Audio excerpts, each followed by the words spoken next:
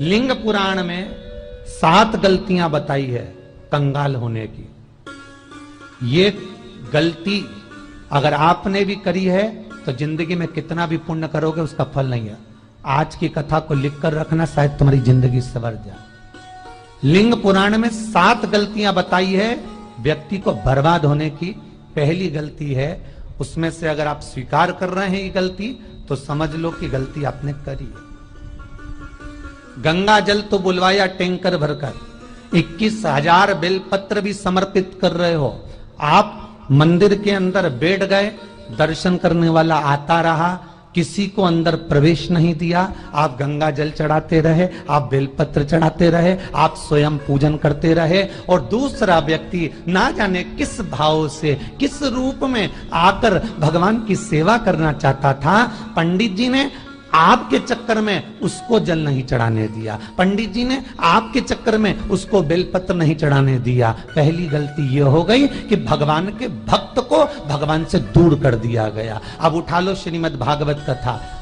2 देवताओं ने गलती करी थी। एक ब्रह्मा जी ने गलती करी थी कि गाय बछड़ों का हरण कर लिया था। 1 वर्ष होने में 1 दिन था तब ब्रह्मा जी ने गाय बछड़े वापस दिए थे। दूसरी गलती इंद्र ने करी थी, जल वृष्टि करी तब भगवान कृष्ण को गोवर्धन पर्वत उठाना पड़ा। दोनों देवताओं ने गलती करी, पर भगवान कृष्ण ने इंद्र को क्षमा कर दिया पर ब्रह्मा को क्षमा नहीं करा। क्यों नहीं करा? क्योंकि इंद्र को क्षमा इसलिए करा क्योंकि इंद्र ने जब जल वृष्टि करी तो सारे ब्रजवासियों को भगवान के चरणों में लाकर छोड़ दिया। सारे ब्रजवासी गोवर्धन पर्वत के नीचे आकर बैठ गए, भगवान के चरणों में आ गए। और ब्रह्मा ने जो गलती करी वो ऐसी गलती करी कि भगवान से गाय और बछड़ों को दूर कर दिया। जो भगवान से भगत को दूर कर दे उसको शंकर कभी क्षमा नहीं कर सकता। इसलिए बर्बादी का पहला कारण आप भक्त और भगवान में दूरी बना दी।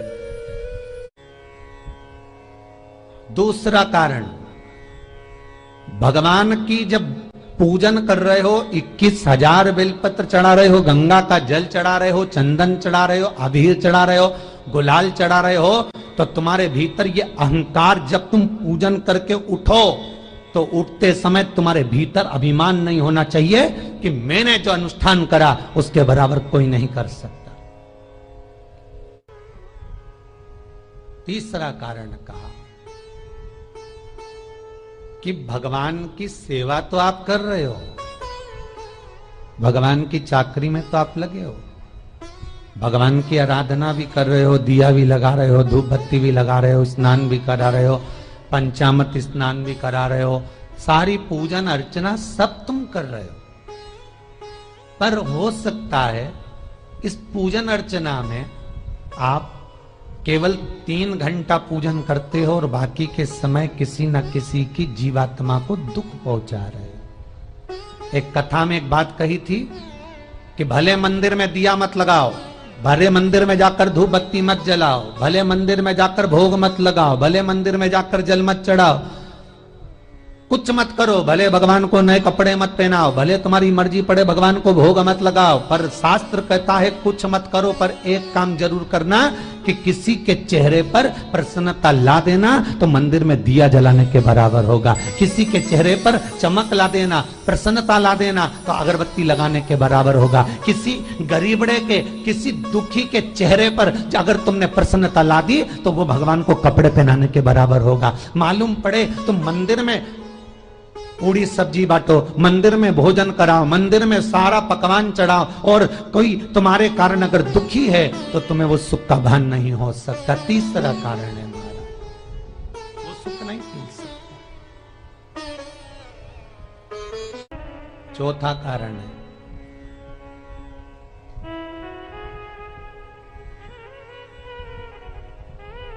महाराज,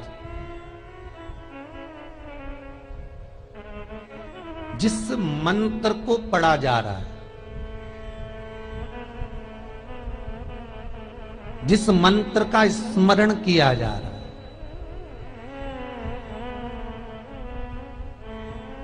जिस भगवान की माला को हम जप रहे हैं, हम पाठ कर रहे हैं, उसमें त्रुटि उठा लीजिए। दुर्गा सप्तशती,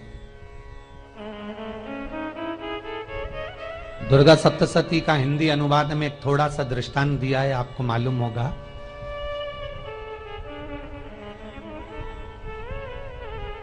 एक जजमान सप्तशती का पाठ कराते थे नवरात्रे में।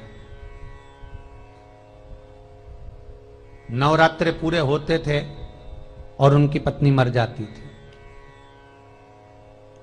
सप्तशती के अंदर लिखा है, बहुत ध्यान से सुनिएगा। दुर्गा सप्तशती का पाठ कराते थे और पत्नी नवरात्रे के बाद 4 महीना 3 महीने के बाद मर जाती थी। बहुत दुखी था सेठ। एक शादी करी, दूसरी करी, तीसरी करी, चौथी करी, चौथी पत्नी भी मर गई। बहुत दुख हुआ। आज वो गुरुजी के पास चले गया, गुरुदेव, गुरुजी, गुरुदेव, गुरुदेव। गुरुजी बोले क्या हो गया? सेठ जी बहुत दिनों के बाद आ रहे हो, क्या बात है गुरुदेव?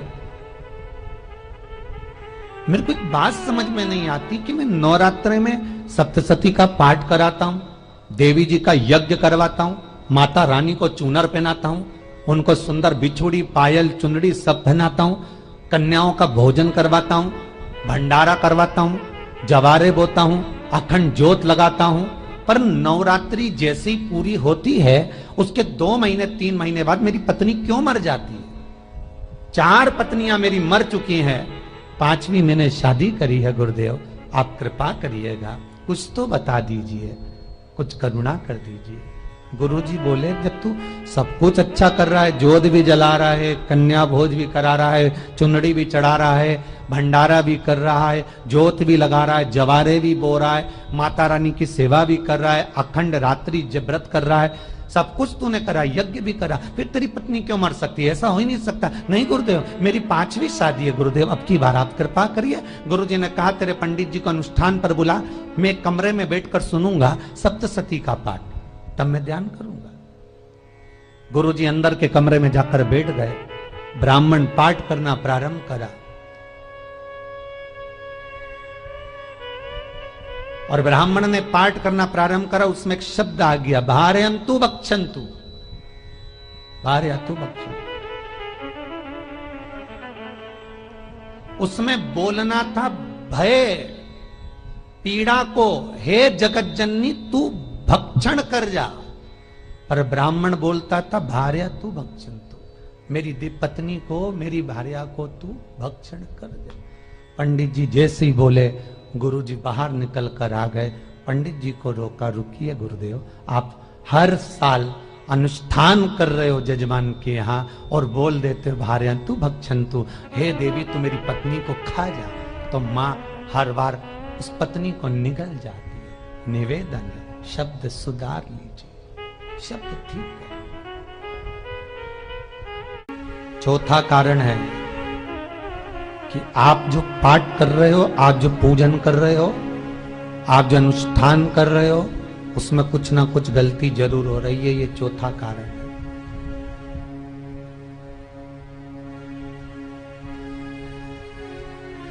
एक बार पूरे घर के लोगों को बिठाओ, अपने घर के लोगों को, मम्मी से पूछना मम्मी तुम कौन कौन सा पाठ करती हो? एक बार मम्मी से पूछना, फिर एक बार पापा से पूछना, पापा आप कौन कौन सा पाठ करते हैं सुबह? फिर बहू से पूछना, भाभी आप कौन कौन सा पाठ करती हो? फिर छोटी दुल्हन से पूछना, छोटी दुल्हन तुम कौन कौन सा पाठ करती हो? भैया आप कौन कौन सा पाठ करते हो? आप कौन कौन सा पाठ करते हो? पूछना। जब घर के अंदर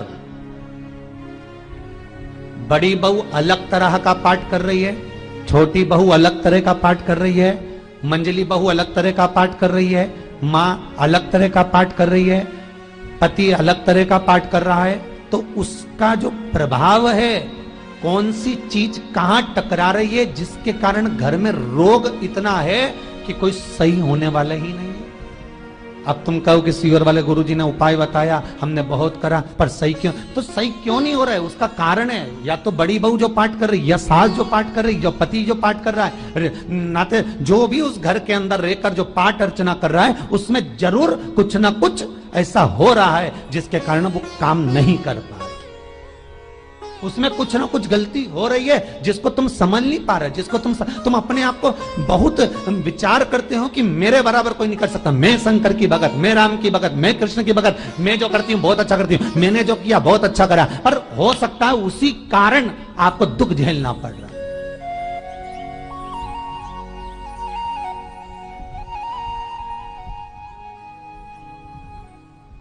उसी के कारण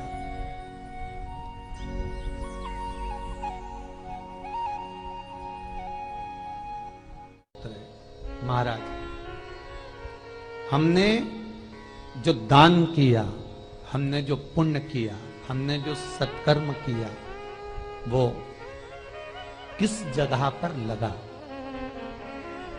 पांचवा सूत्र,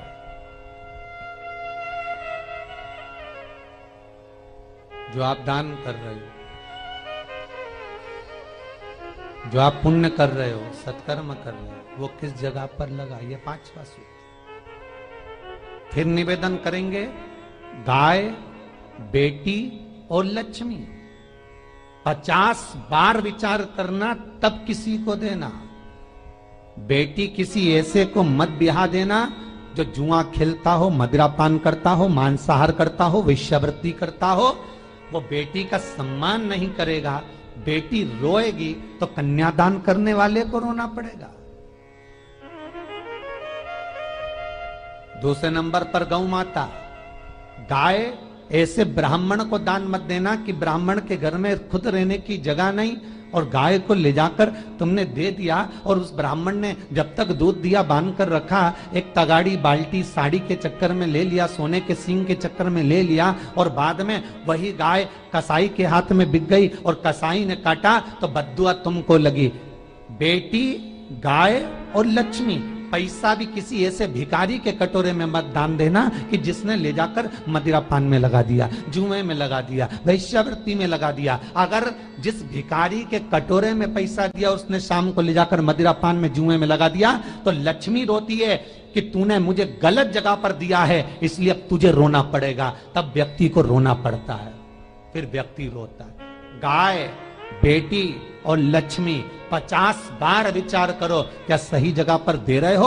और अच्छी जगह पर दोगे तो संपदा भी बढ़ती है, सुख आता है। अगर बेटी सुखी रहेगी तो मायके के लोग सुखी रहेंगे, गौ माता सुखी रहेगी तो संसार सुखी रहेगा। और आपने जो धन दिया, आपने जो पैसा दिया किसी भिखारी के कटोरे में, अगर उसने गलत जगह पर लगाया तो रोना तुमको पड़ेगा।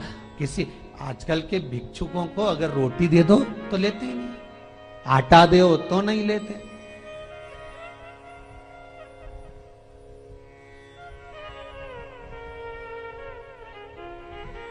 पहले के समय में जो भिक्षुक आते थे ना, तो रोटी बनी हुई मांगते थे।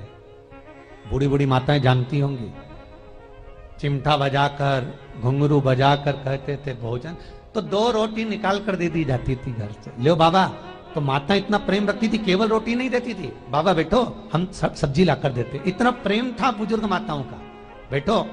और आज के जमाने में अगर रोटी दे दो तो फेंक दे नली में ले जाके, पैसा चाहिए। क्यों? शाम को पीने के लिए चाहिए ना, मदिरा पान के लिए, मांसाहार के लिए, जुए के लिए, वेश्यावृत्ति के लिए धन चाहिए।